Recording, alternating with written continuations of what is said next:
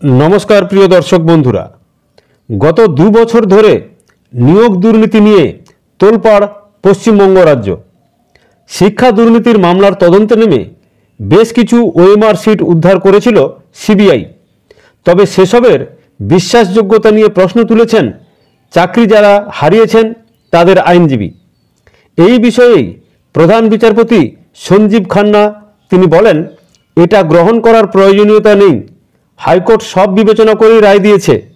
আর এখানেই অনেক মহল মনে করছেন যে তিনি আগে যিনি ছিলেন বিচারপতি DY চন্দ্রচূড় তার থেকে অনেক বেশি কার্যকরী ভূমিকা নিতে চলেছেন।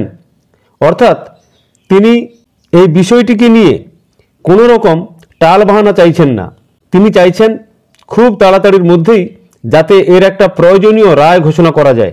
তাই তিনি কি বলেছেন? তিনি বলেছেন, এক্ষেত্রে আমার দুটো বিষয় বিবেচনা করব, অহেতুক বিষয়টি নিয়ে জটিলতা বৃদ্ধি করবেন না। তিনি বলেন, প্রথমত পুরো নিয়োগ প্রক্রিয়া বাতিল করা হবে নাকি শুধুমাত্র বেআইনিভাবে চাকরি পাওয়া প্রার্থীদের বাছাই করে বাতিল করা হবে। মূলত এই দুটি বিষয় আদালত বিবেচনা করে দেখবে।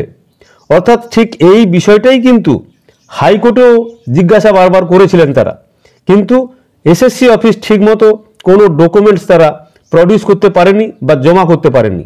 আর যে কারণেই 26,000 চাকরি শুধু নয়, যারা চাকরি পেয়েছিলেন তাদের বেতনও ফেরত দিতে নির্দেশ দিয়েছিলেন কলকাতা হাইকোর্ট। প্রধান বিচারপতি সঞ্জীব খান্না বলেন, অহেতুক একাধিক বিষয় ঢুকিয়ে জটিলতা বৃদ্ধি করবেন না, ইস্যু অত্যন্ত লিমিটেড এবং সেই বিষয়েই মামলার শুনানি হবে।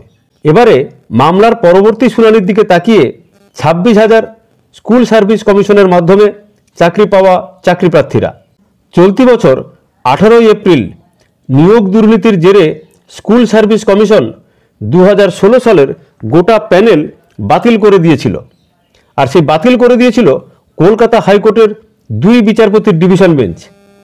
আদালতের এই রায় নিয়ে তোলপাড় শুরু হয়ে যায় গোটা রাজ্যে। উচ্চ আদালতের রায়ে এক ধাক্কায় চাকরি যায় প্রায় 26,000 জনের। যদিও পরবর্তীকালে পশ্চিমবঙ্গের মুখ্যমন্ত্রী মাননীয়া মমতা ব্যানার্জি তিনি এই বিষয়টিকে নিয়ে আবার উচ্চতর আদালতে যান। আগে বেশ কয়েকবার সময়ের অভাবে এই মামলার শুনানি করা যায়নি। অর্থাৎ তখন DY চন্দ্রচূড়ের সময় ছিল এবং সেখানে সবাই জানেন অনেক মামলার কিন্তু খুব ধীর গতিতে সেখানে মামলার শুনানি হয়েছে। তার মধ্যে অন্যতম একটি মামলা হলো পশ্চিমবঙ্গ সরকারের বিরুদ্ধে রাজ্য সরকার কর্মচারীদের করা DA মামলা, এবং যার জেরে সব জায়গাতেই কিন্তু অপেক্ষা বাড়ছিল। আর এখানে বিচারপতি সঞ্জীব খান্না খুব তাড়াতাড়ির মধ্যেই তিনি আবার একটি ডেট দিয়েছেন। শীর্ষ আদালতের প্রধান বিচারপতি সঞ্জীব খান্না এবং বিচারপতি সঞ্জয় কুমারের বেঞ্চে আগামী বৃহস্পতিবার আবার এই মামলার শুনানি হওয়ার কথা।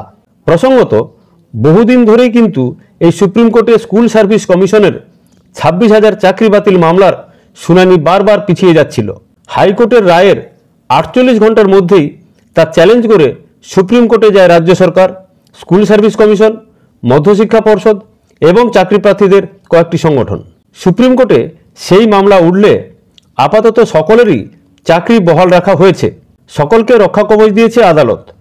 তবে সুপ্রিম কোর্ট স্পষ্ট জানিয়ে দিয়েছিল দুর্নীতি প্রমাণ হলে শিক্ষকদের চাকরি তো যাবেই, পাশাপাশি ফেরত দিতে হবে বেতনও। আর এর জেরে আপাতত বলা যেতে পারে এখনও 26,000 চাকরির ভাগ্য ঝুলে রয়েছে। তারা চাকরি করছেন, নিয়মিত স্কুলে যাচ্ছেন ঠিকই, কিন্তু শেষ পর্যন্ত কি হবে তার জন্য আগামী বৃহস্পতিবার পর্যন্ত অপেক্ষা করা ছাড়া আর কোনো উপায় নেই। মূল মামলাকারীদের হয়ে আদালতে উপস্থিত ছিলেন আইনজীবী বিকাশ রঞ্জন ভট্টাচার্য, ফিরদৌস শামীম এবং সুদীপ্ত দাশগুপ্ত। তারা আগামী বৃহস্পতিবার মামলাটির শুনানির তালিকায় প্রথমে রাখার আর্জি জানান। প্রধান বিচারপতি অবশ্য তাদের সেই আশ্বাস দিয়েছেন। ফিরদৌস শামীমের কথায় প্রধান বিচারপতি নির্দিষ্ট করে জানিয়ে দিয়েছেন মামলার শুনানির অভিমুখ কী হতে চলেছে। অর্থাৎ বিচারপতি সঞ্জীব খান্না যে দুটি বিষয়ের কথা বলেছেন সেই দুটি বিষয়ের উপরেই কিন্তু মামলার শুনানি হবে।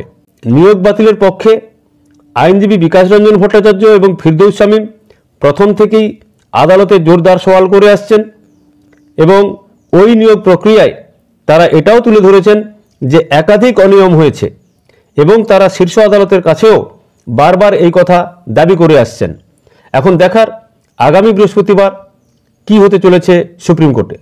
ততদিন পর্যন্ত স্কুল সার্ভিস কমিশনের মাধ্যমে 26,000 নিয়োগ প্রার্থী যারা এখনো পর্যন্ত শিক্ষকতার চাকরি করে চলেছেন তাদের আর একটু ধৈর্য ধরতে হবে। খবরের সঙ্গে থাকবেন, ভালো থাকবেন। ভালো লাগলে চ্যানেলটিকে লাইক, সাবস্ক্রাইব, কমেন্ট করবেন। ধন্যবাদ, নমস্কার।